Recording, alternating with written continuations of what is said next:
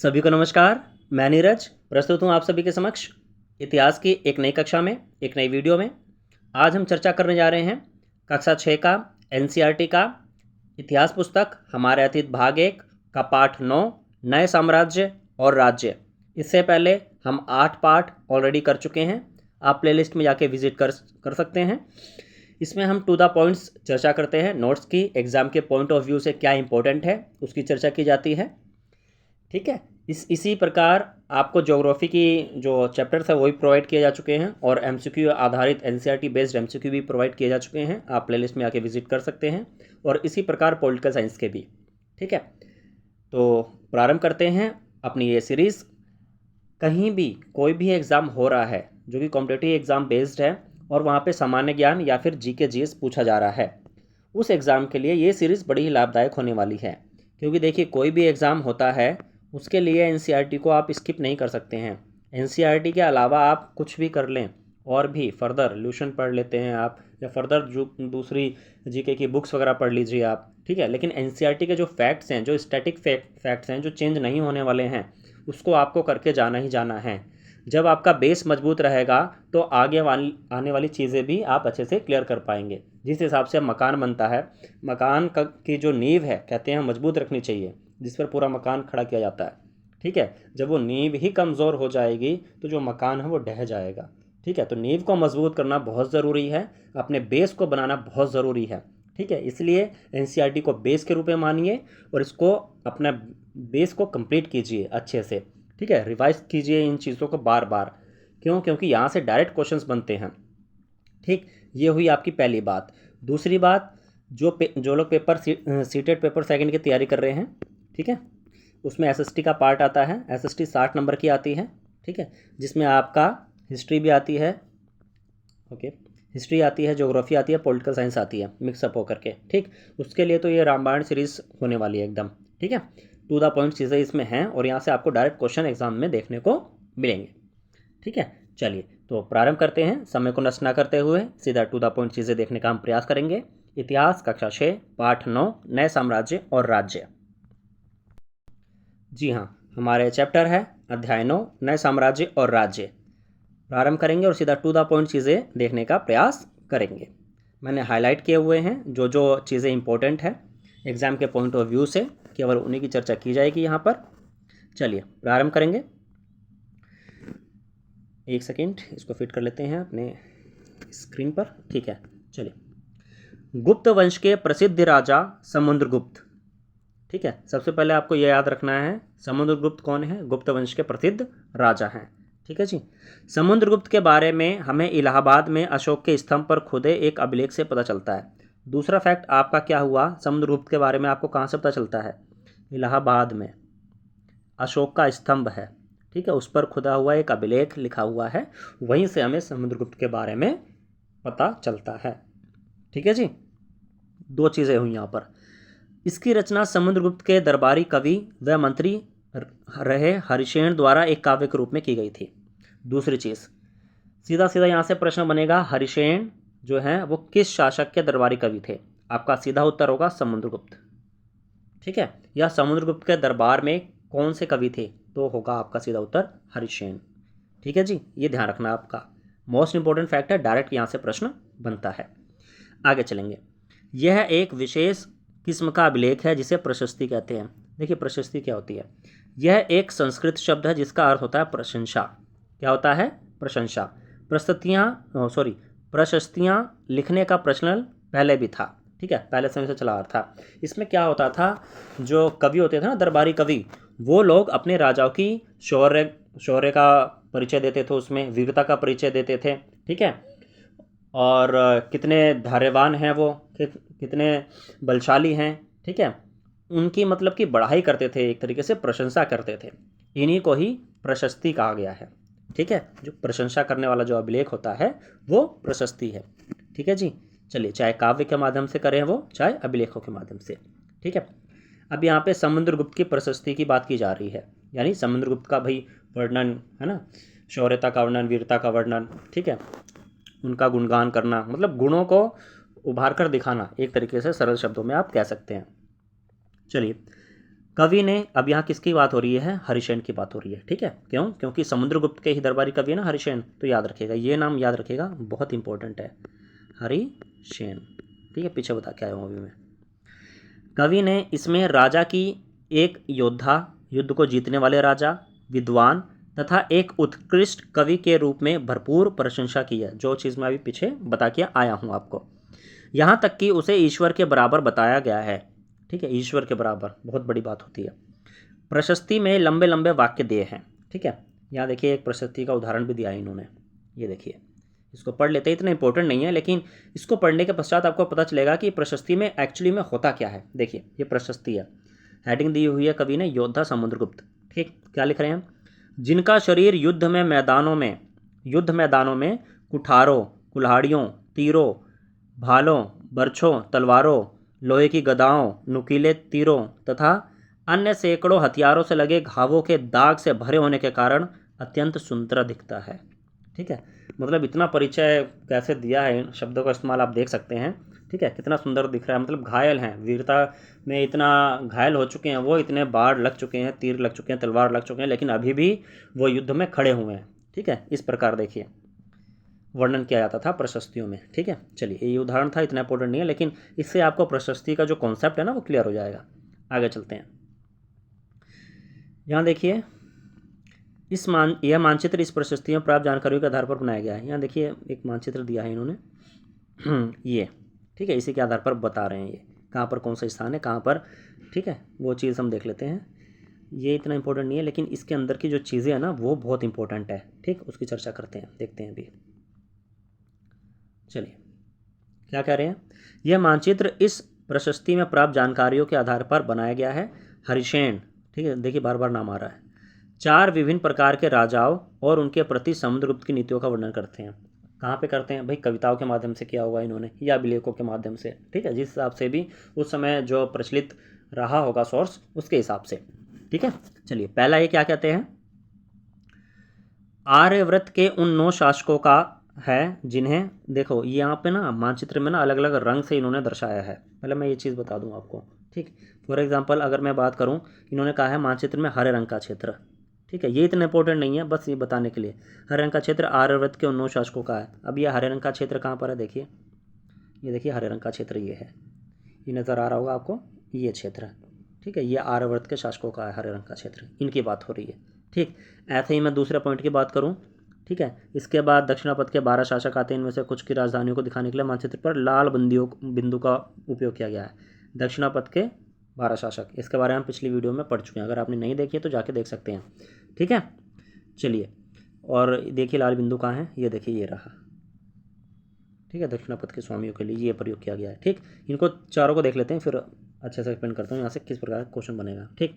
इसके बाद देखिए बैगनी रंग से, इसमें असम तटीय, बंगाल, नेपाल और उत्तर पश्चिम में कई गढ़ियाँ संघ का उल्लेख, ठीक है, बैगनी रंग, ये देखिए बैगनी रंग से ये है, ठीक है, ये पूरा एरिया, ठीक है। चलिए पिंक लग रहा है उसे, है बैगनी ये। उसके बाद देखिए नीले रंग से, 22 इलाके के शासक जिन्हें नीले रंग से दर्शाया गया है, ठीक है, कुषाण वंश तथा शक वंश, ठीक है, ऐसा माना जाता है। अब नीले रंग कौन सा है, ये देखो यहाँ कुषाण और शक वंश, ठीक है, इस हिसाब से अब इनकी चर्चा की गई है, और यहाँ से किस प्रकार क्वेश्चन बनेगा वो मैं बताने वाला हूँ आपको, और जो जहाँ से एग्जाम में डायरेक्ट क्वेश्चन बने भी हुए हैं, ठीक है। तो रंग को आप ध्यान मत रखिएगा, बस इलाके को याद रखिएगा, क्योंकि वहाँ रंग नहीं आएगा, वहाँ इलाका आएगा, कौन सा इलाका, या तो उत्तर पश्चिम बोल देगा, या दक्षिण भारत में कौन सा वंश था, किस हिसाब से था, इस हिसाब से प्रश्न बनेगा, ठीक है। तो अब ध्यान दीजिएगा इंपॉर्टेंट चीज़ें क्या रहेंगी, ठीक। ये किसने वर्णन किया है, हरिसेन ने वर्णन किया। हरिसेन कौन है, समुद्रगुप्त के दरबारी कवि हैं, ठीक। इतनी चीज़ हमने की है अभी। देखिए आर्यव्रत के उन 9 शासकों का है जिन्हें समुद्रगुप्त ने हराकर उनके राज्यों को अपने साम्राज्य में मिला लिया था। ये पॉइंट याद रखिएगा, आर्यव्रत के 9 शासक थे, ठीक है, जिन्हें समुद्रगुप्त ने हराया था और उनके राज्यों को अपने साम्राज्य में मिला लिया था। यहाँ से डायरेक्ट क्वेश्चन बना हुआ है। यहाँ पर देखो ये आर्यव्रत के 9 शासक है ना, यहाँ पे लिख देगा दक्षिणापथ के शासक, ठीक, और कथन के रूप में पूछ लेगा ये सही है या गलत है। ऐसा क्वेश्चन आया हुआ है सीटेट के प्रीवियस ईयर पेपर में, आप क्वेश्चन पेपर उठा के देख सकते हैं, ठीक है। तो यहीं से आए हुए हैं वो क्वेश्चन, ठीक है, इसलिए मैं बार बार फोकस कर रहा हूँ कि आप एनसीईआरटी को स्किप मत कीजिए, यहाँ से क्वेश्चन बनने ही बनने हैं, ठीक है, आज भी बनने हैं, कल भी बनने हैं, और आने वाले समय में भी बनने हैं इन फ्यूचर, ठीक है।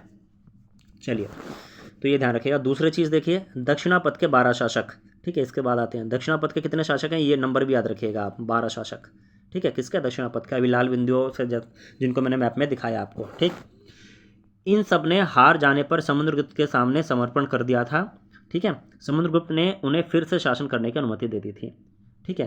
तो यहाँ से क्वेश्चन बनेगा, किसको हरा दिया था समुद्रगुप्त ने, दक्षिणापथ के जो 12 शासक थे उनको हरा दिया था, ठीक है। और उन्होंने आत्मसमर्पण कर दिया था किसके सामने, समुद्रगुप्त के सामने में, और समुद्रगुप्त ने फिर उन्हें शासन करने की अनुमति दे दी। यहाँ पर दक्षिणापथ के जगह कुछ और लिख देगा, शक लिख देगा, ठीक है, या कुषाण लिख देगा और पूछ लेगा सही है गलत है, ठीक है। तो ध्यान रखना किसको हराया है, ठीक है, और किसके राज्य को अपने में मिलाया है, किसको दोबारा से शासन करने की अनुमति दे दी है, ठीक है, इस प्रकार का प्रश्न बनेगा।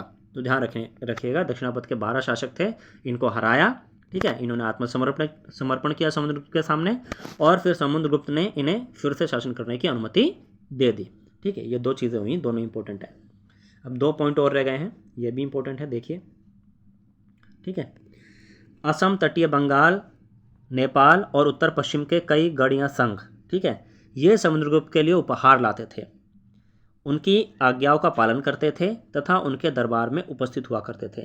कौन, यहाँ के लोग, असम, तटीय बंगाल, नेपाल और उत्तर पश्चिम के, ठीक है। क्वेश्चन बना देगा ऐसे ही आपको, ठीक है, कि भाई जो दक्षिणापथ के लोग थे वो लाते थे उपहार, है ना, सही गलत में पूछ लेगा, या फिल इन द ब्लैंक्स में बना देगा। तो ध्यान रखना कौन उपहार ला रहा है, कौन आत्मसमर्पण कर रहा है, किसको हराया है समुद्रगुप्त ने, यहाँ से प्रश्न डायरेक्ट बनेगा, ठीक है। और आप सोचेंगे प्रश्न कहाँ से बन रहा है, यहीं से बनते हैं प्रश्न, ठीक है। तो टू द पॉइंट चीज़ें हैं, इसलिए मैं लेके आया हूँ ताकि माइंड में आपके फिट हो जाए, ठीक है। चलिए आगे चलेंगे। अगला देखिए, कह रहा है कुषाण तथा शक वंश के थे, ठीक है, इसमें श्रीलंका के शासक भी थे। इन्होंने समुद्रगुप्त की अधीनता स्वीकार की और अपनी पुत्रियों का विवाह उनसे किया, किससे, समुद्रगुप्त, ठीक है। तो ये भी ध्यान रखना है, किसने समुद्रगुप्त की अधीनता स्वीकार कर ली थी, कुषाण तथा शक वंश और श्रीलंका के शासक, ठीक है, और उन्होंने अपनी पुत्रियों का विवाह भी उनसे किया, ठीक। चारों चीज़ें हैं, चारों फैक्ट इंपॉर्टेंट है, ध्यान रखिएगा, स्क्रीनशॉट भी ले सकते हैं पढ़ने के लिए फॉर फ्यूचर। बाकी वीडियो तो इंटरनेट पे अवेलेबल ही रहेगी हमेशा के लिए, आप जब भी आके विजिट कर सकते हैं और रिवाइज कर सकते हैं, ठीक है। इसके आधार पर जब ये चैप्टर्स कंप्लीट हो जाएंगे, अभी 2 चैप्टर बाकी हैं, एक मैं करा रहा हूँ, इसके बाद एक चैप्टर और है, 10वां चैप्टर, ठीक है। ये कंप्लीट होते ही मैं इसकी पूरी जो MCQ बेस्ड सीरीज़ है वो लेके आऊँगा। अगर एक वीडियो में कंप्लीट हो गई तो एक वीडियो में, नहीं तो 2 पार्ट में, ठीक है, ज़्यादा लंबी हुई तो उस हिसाब से जैसे ज्योग्राफी की आई है, भूगोल की आई है, वैसे ही, ठीक, ताकि एक रिविज़न के लिए आपको पूरी बुक का एक स्ट्रक्चर मिल जाए और एक बार में आप पूरी बुक रिवाइज कर जाओ, ठीक है जी। चलिए आगे चलेंगे, टू द पॉइंट चीज़ें ही देखेंगे, है ना। अब यहाँ जो है समुद्रगुप्त की ही बात चल रही है अभी, ठीक है। तो यहाँ देख लेते हैं, देखिए बहुत ही महत्वपूर्ण तथ्य दिया गया है यहाँ पर, जस्ट 1 सेकेंड, ओके। चलिए अभी देखिए यहाँ पर, चलिए देखते हैं। यहाँ देखिए विक्रम संवत आपको नज़र आ रहा होगा, विक्रम संवत क्या होता है, विक्रम संवत, ठीक है। ये हमारा जो कैलेंडर है, जो जिसे आप हिंदू कैलेंडर के नाम से भी जानते हैं, ठीक है। हमारा ये पारंपरिक कैलेंडर है, अभी तो हम ग्रेगोरियन कैलेंडर अपना रहे हैं, अंग्रेजी कैलेंडर, उसके हिसाब से डेट्स देखते हैं, ठीक है। जो चैत्र मास, माघ, ठीक है, वैशाख, आषाढ़, ये सारे जो हमारे हैं ये वाले महीने हैं संवत वाले, ठीक है। जिसको पता होगा, जो हिंदी का कैलेंडर बोलते हैं जिसे आप, ठीक है, या संस्कृत का कैलेंडर भी बोल देते हैं कभी कभार, ठीक है। और विक्रम संवत क्या होता है, विक्रम संवत देखिए, ये भी समझाने का प्रयास करता हूँ। सबसे पहले इसका आरंभ देख लेते हैं, कब हुआ है। 58 ईसा पूर्व, ये तारीख ही आपको याद रखनी है, ठीक है, ये समय आपको याद रखना है। 58 ईसा पूर्व में प्रारंभ होने वाले विक्रम संवत को, ठीक है, मतलब 58 ईसा पूर्व में विक्रम संवत प्रारंभ हो जाता है। विक्रम संवत को परंपरागत रूप से गुप्त राजा चंद्रगुप्त द्वितीय के नाम से जोड़ा जाता है, ठीक है। क्वेश्चन बनेगा विक्रम संवत का प्रारंभ किसने किया, तो ध्यान रखना चंद्रगुप्त द्वितीय, किसने किया, चंद्रगुप्त द्वितीय, ये गुप्त साम्राज्य के ही थे ये भी, ठीक है जी। और ऐसा कहा जाता है कि उन्होंने शकों पर, ठीक है, शक कौन है, ये शक करने वाला नहीं है कि भाई मुझे उस पर शक है, वो शक नहीं है, ये शक एक वंश है, ठीक है, जिसके बारे में हम पीछे पढ़ के आए हैं, ठीक है, शक वंश, ठीक, शक वंश, ठीक है। यहाँ के जो राजा थे इस पर जो है चंद्रगुप्त द्वितीय ने विजय प्राप्त कर ली थी, ठीक है। तो ऐसा कहा जाता है कि उन्होंने शकों पर विजय के प्रतीक के रूप में इस संवत की स्थापना की तथा विक्रमादित्य की उपाधि धारण की। तो क्वेश्चन बनेगा, ठीक है, जो 58 ईसा पूर्व में प्रारंभ हुआ था विक्रम संवत, ठीक है, किसके ऊपर विजय के पश्चात चंद्रगुप्त द्वितीय ने प्रारंभ किया? तो शक आपको याद रखना, शक वंश, ठीक है, किसने किया? चंद्रगुप्त द्वितीय ने। उसके बाद कौन सी उपाधि धारण की? विक्रमादित्य की। 3-4 फैक्ट बनते हैं यहाँ से। और कब प्रारंभ हुआ? 58 ईसा पूर्व, ये मैं ऑलरेडी बता चुका हूँ, ठीक है। तो यहीं से क्वेश्चन बनेंगे आपके, तो ध्यान रखना है, ठीक। उसके बाद आगे देखते हैं, यहाँ देखेंगे आप माँ कुमारी देवी, यहाँ पर समुद्रगुप्त का दिया गया है, ठीक। तो इसको हम अलग से देख लेंगे, जो हम समुद्रगुप्त का कंटिन्यू कर रहे थे ना, तो उसको देख लेते हैं। यहाँ से भी डायरेक्ट क्वेश्चन बन सकते हैं। ये समुद्रगुप्त के बारे में दिया गया है यहाँ चीज़ें जो हम पीछे पढ़ के आ रहे थे अभी। इनकी माता जी का नाम आए तो आपको कुमारी देवी लगाना है, ठीक है, जो कि लक्ष्मी गण की थी, गण यानी संघ, ठीक है। और पिता जो थे वो चंद्रगुप्त गुप्त वंश के पहले शासक थे, ठीक है। समुद्रगुप्त के जो पिता थे वो कौन थे? चंद्रगुप्त थे, ठीक है, जो कि गुप्त वंश के पहले शासक भी माने जाते हैं, ठीक है, जिन्होंने महाधिराज की जैसी बड़ी उपाधि धारण की थी, ठीक है जी। समुद्रगुप्त ने भी यह उपाधि धारण की, उनके दादा और परदादा का महाराजा के रूप में उल्लेख है, ठीक। तो मतलब कि इन्होंने भी की थी, चंद्रगुप्त ने भी और समुद्रगुप्त ने भी। किसकी उपाधि? महाराजाधिराज, ध्यान रखना, ठीक है। 2-3 फैक्ट यहाँ पे डायरेक्ट मैंने बता दिए हैं। आगे देखेंगे टू द पॉइंट चीज़ें।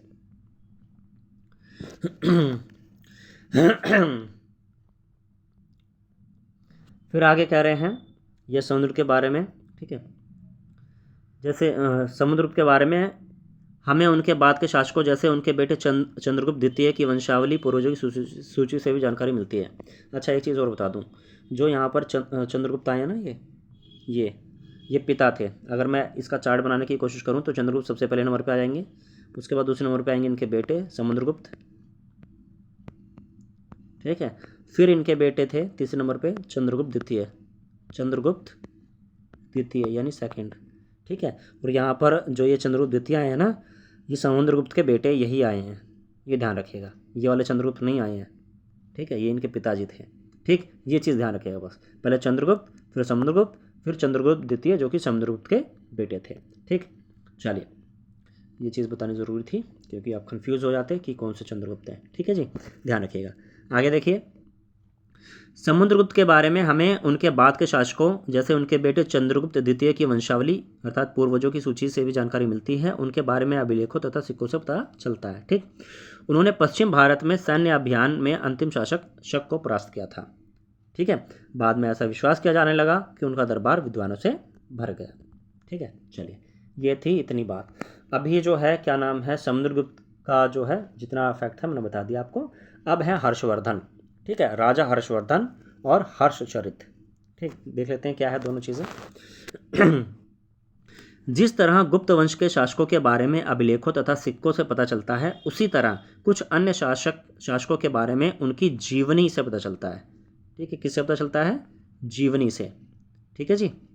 जस्ट एक सेकेंड, ओके।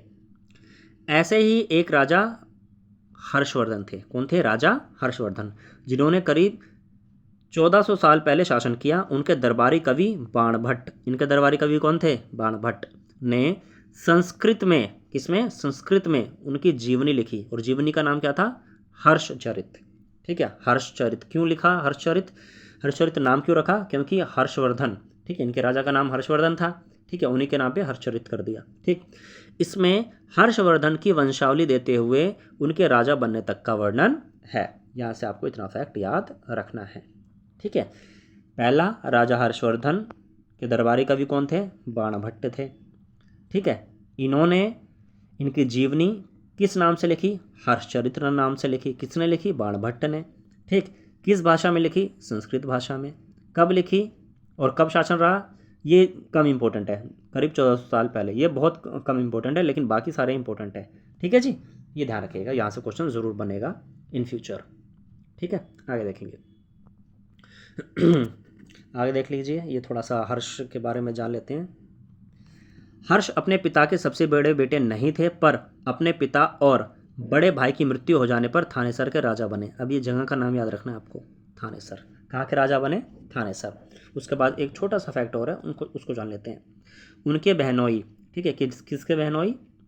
किसकी बात हो रही है अभी? हर्ष की, ठीक है। हर्ष की जो बहन थी, उनके पति, उनकी बात हो रही है। उनके बहनोई कन्नौज के शासक थे। जब बंगाल के शासक ने उन्हें मार डाला तो हर्ष ने कन्नौज को अपने अधीन कर लिया और बंगाल पर आक्रमण कर दिया। ठीक है, ये ध्यान रखना, बस छोटा सा फैक्ट, ज़्यादा नहीं। ठीक है, चलिए। मगध तथा संभवतः बंगाल को भी जीतकर उन्हें पूर्व में जितनी सफलता मिली उतनी सफलता अन्य जगहों पर नहीं मिली। ठीक है, मतलब पूर्व में इनका बोलबाला था पूर्व दिशा की ओर। ठीक है, बंगाल हो गया, ठीक है, और उड़ीसा, आंध्र प्रदेश, इस साइड इनका बोलबाला था। ठीक है, जब उन्होंने नर्मदा नदी को पार कर दक्कन की ओर बढ़ने की कोशिश की तब चालुक्य नरेश पुलकेशिन द्वितीय ने उन्हें रोक लिया। अब नर्मदा नदी मूल रूप से पश्चिम की साइड बहती है ना, महाराष्ट्र से निकलते हुए, अब मध्य प्रदेश से निकलते हुए, सॉरी, वहाँ से निकलते हुए इस साइड पश्चिम की साइड बैठती है। तो उन्होंने जब उधर का अभियान लगाया कि भाई चलो इधर भी जीत हासिल करते हैं, ठीक है, तो वहाँ पर किसने रोका? चालुक्य नरेश थे। चालुक्य एक वंश का नाम है। ठीक है, नरेश यानी राजा, चालुक्य के राजा थे पुलकेशिन द्वितीय। ठीक है, तो इन्होंने रोक लिया। तो ये फैक्ट याद रखिएगा, यहाँ से भी डायरेक्ट क्वेश्चन बनता है। ठीक है, कि इसके विजय अभियान को किसने ब्रेक लगाया, इस टाइप से क्वेश्चन बन जाएगा। या नर्मदा नदी की ओर जब राजा हर्षवर्धन बढ़ रहे थे तो उन्हें किसने रोका? ठीक है, तो चालुक्य नरेश ने रोका, पुलकेशिन द्वितीय ये नाम था उनका। ठीक है, चलिए आगे चलेंगे। अब यहाँ देखिए 3-4 वंशों के बारे में बताया गया है। इसको बड़ा करके देखिए तो ज़्यादा बेहतर रहेगा, इतना सा। ठीक है, इतना तो एक बार में आ जाना चाहिए। चलिए देखते हैं। पल्लव, चालुक्य, पुलकेशिन द्वितीय की प्रशस्तियाँ क्या होती हैं ऑलरेडी मैं बता चुका हूँ। ठीक है, इस काल में पल्लव और चालुक्य दक्षिण भारत के सबसे महत्वपूर्ण राजवंश थे। सबसे पहले आपको ये याद रखना है, जो पल्लव और चालुक्य थे वो भारत के किस हिस्से में राज करते थे? अपना दक्षिण भारत में। किस हिस्से में? दक्षिण भारत में, याद रखिएगा। अब दूसरा फैक्ट, पल्लवों का राज्य उनकी राजधानी कांचीपुरम के आसपास के क्षेत्रों से लेकर कावेरी नदी के डेल्टा तक फैला था। ये ध्यान रखिएगा। सबसे पहले पल्लव की राजधानी क्या है? कांचीपुरम। ठीक है, ऐसे ये ध्यान लगा लीजिएगा। पल्लव यानी पत्ते। ठीक है, पत्ते। ठीक है, और पत्ते को किससे काटना है? कांच से काटना है। ठीक है, पत्ते को किससे काटना है भाई? कांच से। कांच से काटोगे तो अच्छे से कट जाएगा, इस हिसाब से याद रखिएगा, तो याद हो जाएगा। पल्लव, कांचीपुरम। ठीक है, पल्लव की राजधानी क्या थी? कांचीपुरम। ठीक है, चलिए आगे देखेंगे। जबकि चालुक्यों का राज्य कृष्णा और तुंगभद्रा नदियों के बीच स्थित था। यहाँ से क्वेश्चन बन सकता है, किसका राज्य जो है कृष्णा और तुंगभद्रा नदियों के बीच स्थित था? चालुक्यों का। ठीक है, ये सारे वंश हैं, कुछ इंपॉर्टेंट वंश हैं और टू द पॉइंट चीज़ें ही हम देख रहे हैं। ठीक है, तो इतना तो आपको करके जाना ही है अगर आपको एग्जाम निकालना है तो। ठीक है, अब आ रही है चालुक्यों की राजधानी। अभी हमने पल्लवों की पत्ते, कांच ट्रिक के माध्यम से।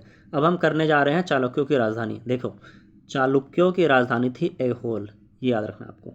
चालुक्यों की राजधानी क्या थी? ऐहोल। अब इसको कैसे याद करेंगे? ठीक है, देखिए इसको याद करना आप। चालुक्य यानी चालू लोग क्या करते हैं? अल्कोहल ज़्यादा पीते हैं। अल्कोहल क्या पीते हैं? अल्कोहल।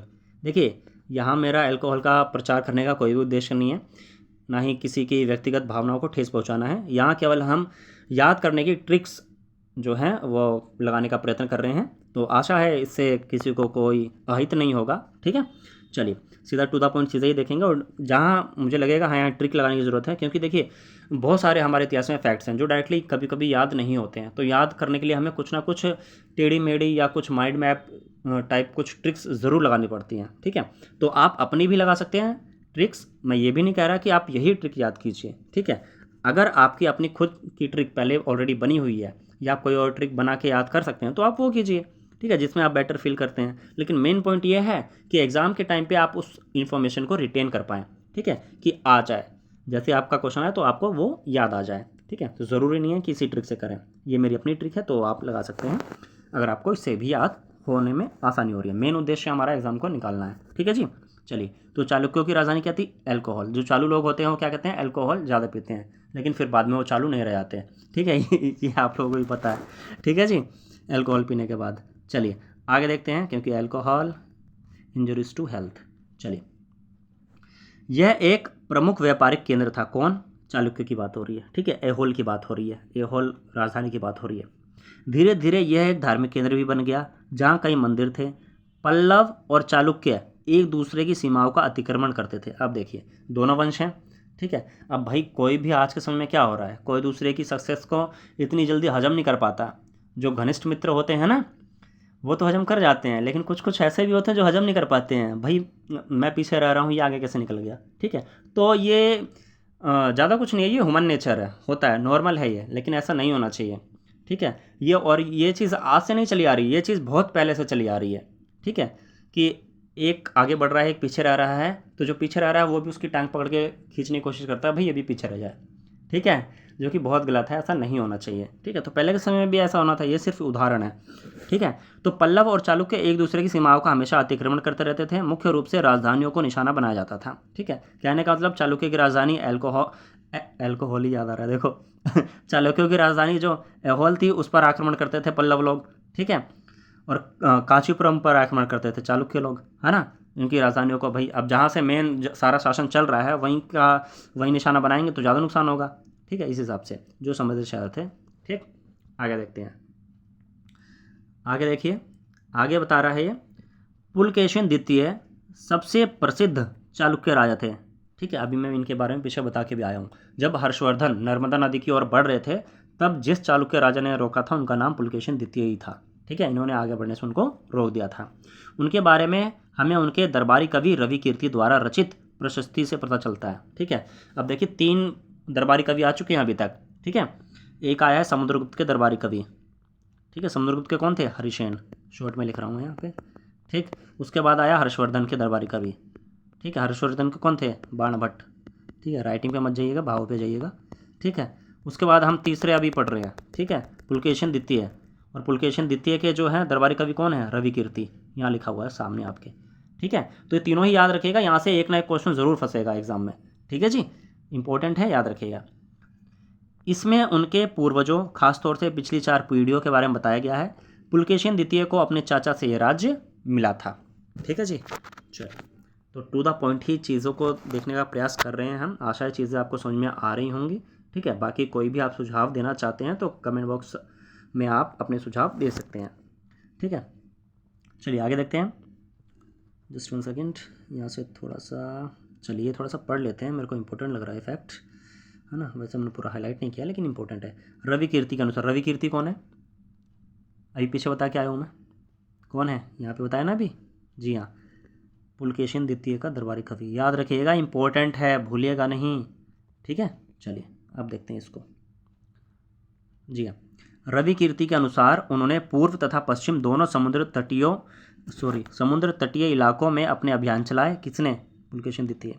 इसके अतिरिक्त उन्होंने हर्ष को भी आगे बढ़ने से रोका। देखिए अभी पीछे दोबारा आया, ठीक है, पीछे बताया था ना, अभी दोबारा आ गया, देखो वही चीज़, ये बार बार आएगा, क्योंकि हर्षवर्धन का जो राज्य था वो भी काफ़ी प्रसिद्ध रहा था समय उनका भी, है ना। अब देखिए क्या कर रहा है आगे, मजाक सा उड़ा रहा है ना रवि कीर्ति। वो दरबारी कवियों का भी कुछ ऐसा ही होता था, जो कवि होता था ना, जिस राजा के अंडर में होता था, जिस राजा के तत्वाधान में वो काम करता था, वो दूसरे राजा का भी मजाक ही उड़ाएगा, है ना, और अपने राजा की वो प्रशस्ति ही गाएगा, ठीक है, वीरता के गुणगान ही करेगा, है ना। तो क्या कह रहा है, देखो हर्ष का मजाक कैसे उड़ा रहा है। हर्ष का अर्थ आनंद होता है। कवि का कहना है कि इस पराजय के बाद हर्ष अब हर्ष नहीं रहा, समझ रहे हैं, हर्ष अब हर्ष नहीं रहा। पुलकेशिन द्वितीय ने पल्लव राजा के ऊपर भी आक्रमण किया, जिसे कांचीपुरम की दीवार के पीछे शरण लेनी पड़ी, है ना। पल्लवों की राजा में मैंने बताया, कांचीपुरम थी राजधानी, ठीक है।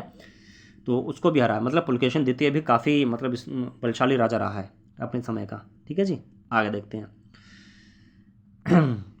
लेकिन अब क्या कह रहा है, पर चालुक्यों की विजय अल्पकालीन थी, ठीक है, चालुक्य, ठीक है, जिसकी हम बात कर रहे हैं अभी, पुलकेशिन द्वितीय, है ना। इनकी विजय भी अल्पकालीन थी, मतलब कि ज़्यादा समय तक इनका भी राज्य नहीं चल पाया। लड़ाई से दोनों वंश दुर्बल होते गए। अब देखिए आप लड़ रहे हैं, ठीक है, चाहे दोस्तों दुश्मन कोई भी हो, आपस में लड़ोगे तो नुकसान एक पक्ष का नहीं होगा, दोनों पक्ष का होगा। चाहे विश्व युद्ध को देख लीजिए, ठीक है, जो हारा उसका नुकसान तो हुआ, लेकिन जो जीता उसका भी कम नुकसान नहीं हुआ, ठीक है, तो दोनों को ही नुकसान होगा, ठीक है। युद्ध और लड़ाई की परिणति केवल एक ही है, दोनों का नुकसान, दोनों पक्षों का नुकसान, किसी एक का पक्ष का नहीं होगा नुकसान, ठीक है। तो लड़ाई करने से पूर्व ये सोच लीजिएगा।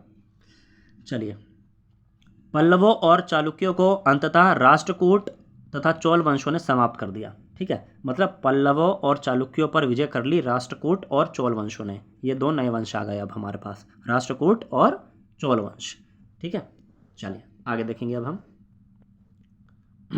टू द पॉइंट ही चीज़ें देखेंगे, जो हाईलाइट की हुई हैं उन्हीं को ही देखेंगे। ठीक है, अब ये सेनाओं की बात की जा रही है। जब नया शासन वर्ग आ गया, ठीक है, उस समय सेनाएं कैसे कार्य करती थी, है ना। चलिए, सेना नायकों को कोई नियमित वेतन नहीं दिया जाता था, है ना। आज के डेट में क्या होता है भाई, आप काम करते हैं, आपको नियमित रूप से सैलरी मिलती है, लेकिन कोई कोई काम ऐसा भी होता है जिसमें नियमित सैलरी नहीं मिलती है ना। जैसे मान लीजिए कोई रेडी पटरी वाले हैं, वो दुकान लगा रहे हैं, ठीक है, तो ज़रूरी नहीं है उनका एक दिन जितना काम हो अगले दिन भी उतना ही काम हो, है ना। इट इज़ नॉट पॉसिबल भाई, सेम चीज़ है अमाउंट, लेकिन आप जॉब कर रहे हैं तो वहाँ सैलरी फिक्स्ड है, ठीक है। तो उस समय में भी ऐसे जो सेना नायक होते थे, ठीक है, उनको नियमित वेतन नहीं दिया जाता था। बदले में इनमें से कुछ को भूमिदान दिया जाता था, भूमि को दे देते थे, ठीक है। दी गई भूमि से ये कर वसूलते थे, जिससे वे सेना तथा घोड़ों की देखभाल करते थे। साथ ही वे इससे युद्ध के लिए हथियार जुटाते थे। इस तरह के व्यक्ति सामंत कहलाते थे। ये इंपॉर्टेंट है, ठीक है। जहाँ कहीं भी शासक दुर्बल होते थे, ये सामंत स्वतंत्र होने की कोशिश करने लग जाते थे, ठीक है जी। ये एक छोटा सा फैक्ट याद रखिएगा। आगे चलेंगे, अब यहाँ पर आएंगी आपकी इंपॉर्टेंट चीज़ें, ठीक है, बहुत इंपॉर्टेंट चीज़ें, इसको मार्क कर लीजिएगा आप। चलिए, अब ये कौन सा वंश की बात हो रही है ये भी ध्यान रखिएगा, ठीक है। पल्लव, ठीक है, पल्लव यानी पत्ते, पत्ते यानी इनकी राजधानी क्या थी, कांच। पत्ते को किससे काटोगे, कांच से, कांचीपुरम, ठीक है। बार बार इसलिए बोल रहा हूँ मैं ताकि ट्रिक याद हो जाए, ठीक है जी। चलिए, पल्लवों के अभिलेखों में कई स्थानीय सभाओं की चर्चा है। इनमें से एक था ब्राह्मण भूस्वामियों का संगठन, जिसे सभा कहते थे, ठीक है। सभा किसे कहते थे, पल्लवों के अभिलेखों में, ठीक है, या पल्लवों के समय में ये कहते थे ब्राह्मण भूस्वामियों का संगठन, ठीक है। ये ध्यान रखिएगा, क्वेश्चन आ जाएगा, ब्राह्मण स्वामियों के संगठन को क्या कहा जाता था, सभा कहते थे, ठीक है।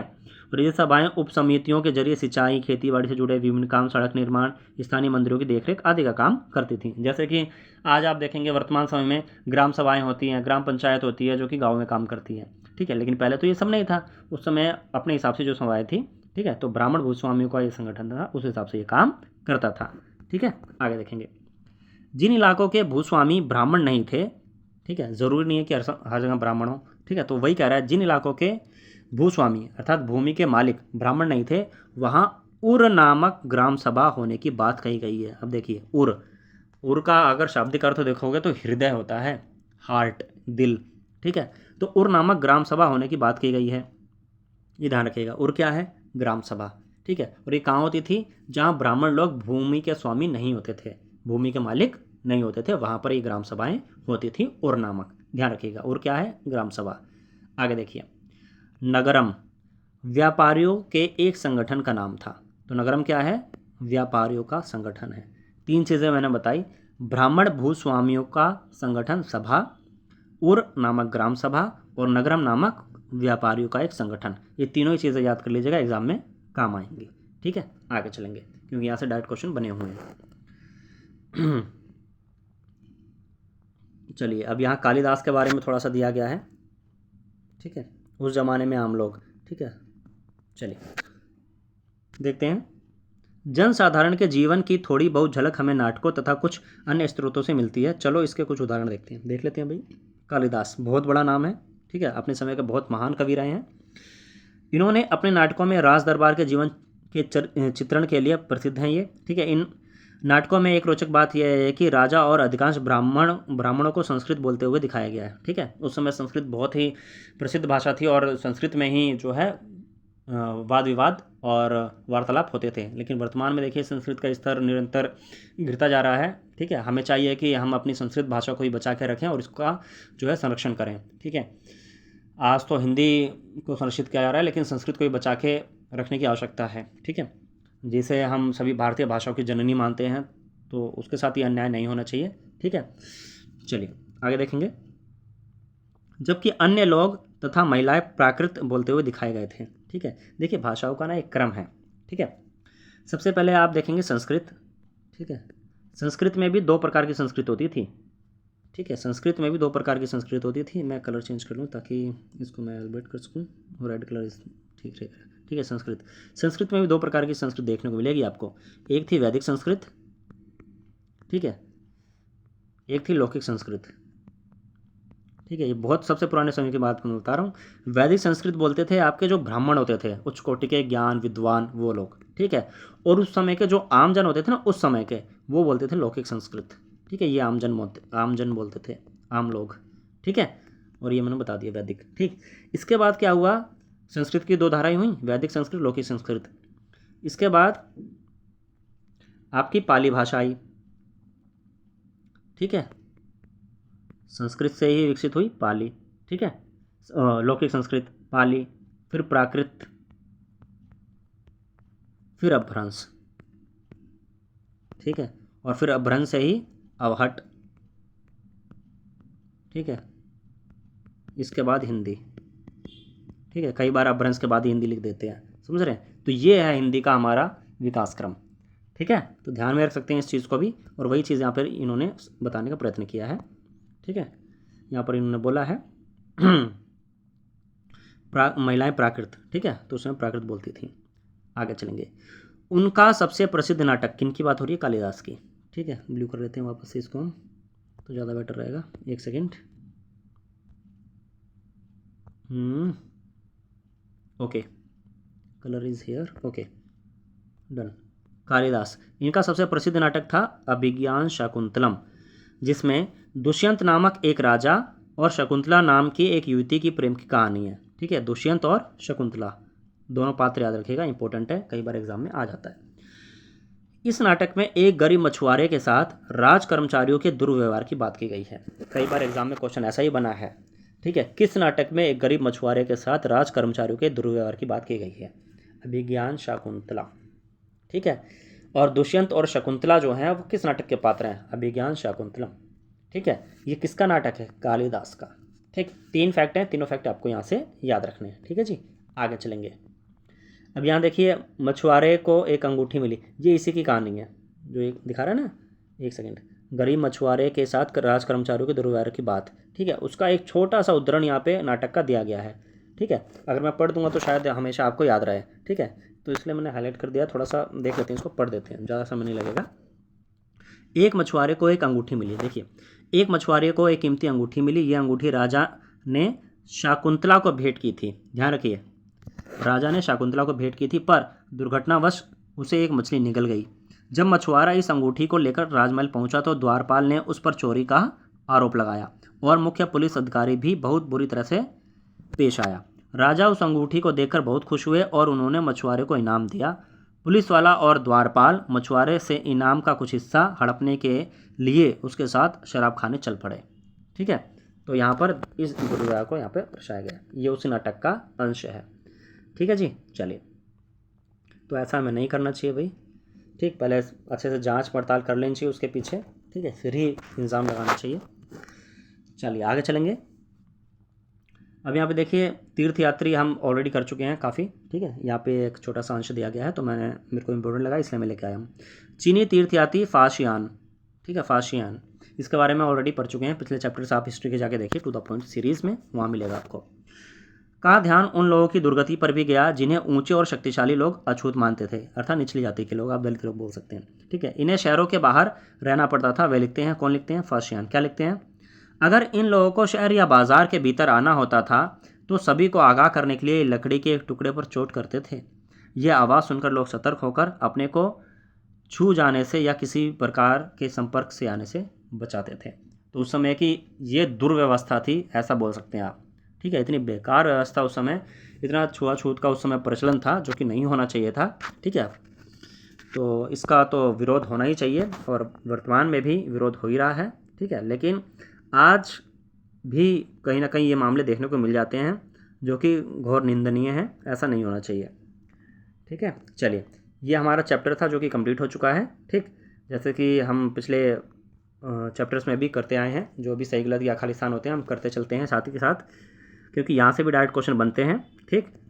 एग्जाम में कथन के रूप में या खालिस्तान के रूप में या एमसीक्यू के रूप में, किसी भी हिसाब से आपके बन जाएंगे क्वेश्चन, और आप लोग सोचेंगे भाई कहाँ से आ गया, ठीक है। तो वो चीज़ ना छूटने पाए, इसलिए इसको भी कवर अप हम करते हैं, ठीक है। तो यहाँ पे सही गलत दिए गए हैं, देखते हैं आपने चैप्टर कितना अच्छे से पढ़ा है, ठीक। चलिए, सही गलत बताओ। पहला प्रश्न, हरिशेन ने गौतमी पुत्र श्री सातकर्णी की प्रशंसा में प्रशस्ति लिखी, क्या ये सही है? हरिसेन ने गौतमी पुत्र श्री सातकर्णी की प्रशंसा में प्रस्तुति लिखी थी। गलत, बिल्कुल गलत। किसकी प्रशंसा में लिखी थी? जी हाँ, समुद्रगुप्त की प्रशंसा में। अभी हम पढ़ के आए हैं। ये समुद्रगुप्त के दरबारी कवि थे। कौन? हरिसेन। क्लियर है? चलिए, आशा चीज़ समझ में आ रही होंगी। आर्यव्रत के शासक समुद्रगुप्त के लिए भेंट लाते थे। क्या ये सही है? आर्यवर्त के शासक समुद्रगुप्त के लिए भेंट लाते थे। मैं पीछे बता के आया हूँ। चलें क्या वापस पीछे? जी हाँ, देख के आते हैं। समुद्रगुप्त के लिए भेंट कौन लाते थे, है ना? लाइन पढ़ी थी हमने। यहीं से ही ऐसे प्रश्न बन जाएंगे और आप लोग कंफ्यूज हो जाओगे ये क्वेश्चन आया कहाँ से है ना? तो ऐसा नहीं होना है, ठीक है। चीज़ों को हमें अच्छे से देख के चलना है। अब देखो यहाँ ये रहा, समुद्रगुप्त के लिए भेंट कौन लाते थे, अभी देख लेते हैं। क्या आर्यव्रत है? आर्यव्रत के बारे में ये पढ़ा था हमने। देखो, उन शासकों का है जिन्हें समुद्रगुप्त ने हराकर उनके राज्यों को अपने साम्राज्य में मिला लिया। यहाँ तो कुछ भेंट का नहीं लिखा हुआ है। अब यहाँ देखिए, ये रहा, असम, तटीय बंगाल, नेपाल और उत्तर पश्चिम में कई गणिया संघ ये समुद्रगुप्त के लिए उपहार लाते थे। उपहार यानी भेंट। तो भेंट भाई ये लाते थे, ना कि आर्यव्रत के, ठीक है। तो ये जो है ये गलत हो जाएगा हमारा, ठीक है। तो कैसे गलत हो जाएगा, ये एक्सप्लेनेशन मैंने दे दिया और इसकी इंपॉर्टेंस भी मैंने बता दी। जब एनसीईआरटी ने खुद यहाँ पर ऐसा प्रश्न बनाया है तो आप समझ सकते हैं इसकी इंपॉर्टेंस कितनी है, ठीक है। तो दोनों ही आपके जो हैं गलत हो गए, ये भी गलत है, ये भी गलत है। कैसे गलत है दोनों को मैंने बता दिया, ठीक। आगे देखेंगे। अगला है आपका तीसरा तीसरा से गलत यहाँ पे इन्होंने दिया हुआ है। दक्षिणापथ में 12 शासक थे। बिल्कुल सही, ये हम करके आए हैं और मैंने अच्छे से आपको बताया भी है कि दक्षिणापथ में 12 शासक थे, ठीक। चौथा देखते हैं। गुप्त शासकों के नियंत्रण में 2 महत्वपूर्ण केंद्र तक्षशिला और मदुरई थे, ठीक है। ये चीज़ शायद हमने नहीं की है, ठीक, लेकिन मैं बताता चलूँ कि ये यहाँ पर इन्होंने ये भी गलत लिखा हुआ है। अगर मैं गुप्त शासकों की बात करूँ तो उज्जैन, ये कहाँ पर मैं बता देता हूँ, कहाँ से प्रश्न बनाया है ये भी बता देता हूँ मैं। उज्जैन है, पाटलिपुत्र है, पहले मैं आंसर बता दूँ, ठीक, और एक प्रयाग है, ठीक है। ये केंद्र थे गुप्त शासकों के नियंत्रण में, ठीक। और ये कहाँ से है ये भी मैं बता देता हूँ आपको। ये कहाँ से इन्होंने क्वेश्चन बनाया है, ये बनाया क्वेश्चन इन्होंने मैप से, ठीक है। अभी दिखा देता हूँ मैं आपको। आप सोचेंगे ये क्वेश्चन कहाँ से आ गया, पूरा चैप्टर पढ़ गया, ऐसा तो कुछ था नहीं, ठीक है। ये देखिए जस्ट 1 सेकेंड। ये देखिए यहाँ पर ये लाइन दी गई है मैप के ऊपर, ये देखिए। मानचित्र में प्रयाग अर्थात इलाहाबाद का पुराना नाम, उज्जैन और पाटलिपुत्र अर्थात पटना वर्तमान, ये गुप्त शासन के महत्वपूर्ण केंद्र थे, ठीक है। समझ में आया? ठीक है, ये क्वेश्चन बनाया था इन्होंने सही गलत का यहाँ से, ठीक है जी। आशा है चीज़ें समझ में आपको आ रही होंगी, ठीक। तो इस प्रकार से क्वेश्चन बन जाते हैं चैप्टर में से और हम सोचते हैं कहाँ से बने हैं, ठीक है जी। तो ये वाला भी आपका गलत हो जाता है, ये तो सही था, ठीक है। चलिए, एहोल जो है वो पल्लवों की राजधानी थी। एहोल यानी एल्कोहल, है ना।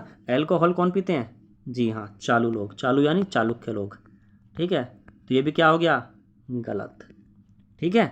पल्लवों की राजधानी कौन सी थी? पल्लव यानी पत्ते, और पत्तों को किससे काटोगे? जी हाँ, कांच से काटोगे, यानी कांचीपुरम। याद आया? ठीक है, आशा चीज़ें समझ में आ रही होंगी, ठीक है। देखो वही क्वेश्चन बने हैं और कैसे कैसे क्वेश्चन बने हैं, ठीक। दक्षिण भारत में स्थानीय सभाएं सदियों तक काम करती रहीं। जी हाँ, ये बिल्कुल सही है, ठीक है। ये इतना इंपॉर्टेंट नहीं था इसलिए मैंने नहीं कराया, लेकिन क्वेश्चन यहाँ से ही बना है। तो ये लाइन भी अगर मैं चाहूँ तो दिखा सकता हूँ, ठीक है। चलो दिखाई देता हूँ मैं आपको, जस्ट ये देखिए। हम यहाँ पे पढ़ के आए थे ना, नगरम वगैरह, व्यापारियों के संगठन। यहीं पे देखिए एक लाइन लिखी हुई है, देखिए। संभवतः इन सभाओं पर धनी तथा शक्तिशाली भूस्वामियों और व्यापारियों का नियंत्रण था। इनमें से बहुत सी स्थानीय सभाएं शताब्दियों तक काम करती रहीं। यहाँ से इन्होंने प्रश्न बनाया है, ठीक है। तो छोटे छोटे फैक्ट को इसलिए ही मैं सारे फैक्ट टू द पॉइंट चीज़ें कराने का प्रयास करता हूँ, ठीक है। लेकिन देखो एक स्किप हो गया, ठीक है। तो मैं पूरी कोशिश करता हूँ कि स्किप ना हो कोई क्वेश्चन, लेकिन फिर भी एक आध रह आता है, ठीक है। तो आगे से मैं प्रयास करूँगा कि कोई क्वेश्चन ना रह जाए, ठीक है। क्योंकि देखिए भाई सारा प्रश्न करने के प्रयास तो करते हैं, लेकिन फिर भी कोई ना कोई कमी रह जाती है। हर कोई परफेक्ट नहीं है भाई, कोई भी अपने आप में पूरा परफेक्ट नहीं होता। हम भी नहीं हैं, आप भी नहीं हैं, कोई नहीं है, ठीक। मनुष्य हैं तो गलतियाँ होंगी, सुधार होगा, सीखने आए हैं सीखेंगे, ठीक है। चलिए, बाकी जितना प्रयास था मैंने इसमें किया चैप्टर, है ना। चलिए, बाकी अगर आप चैनल पर नए हैं तो चैनल को सब्सक्राइब कर सकते हैं। जानकारी अच्छी लगी हो तो साथियों के साथ शेयर और लाइक करना बिल्कुल ना भूलें। और अगले चैप्टर के लिए बने रहें। अगला चैप्टर आपको जल्दी ही देखने को मिलेगा और इस पर आधारित MCQ भी। ठीक है, धन्यवाद।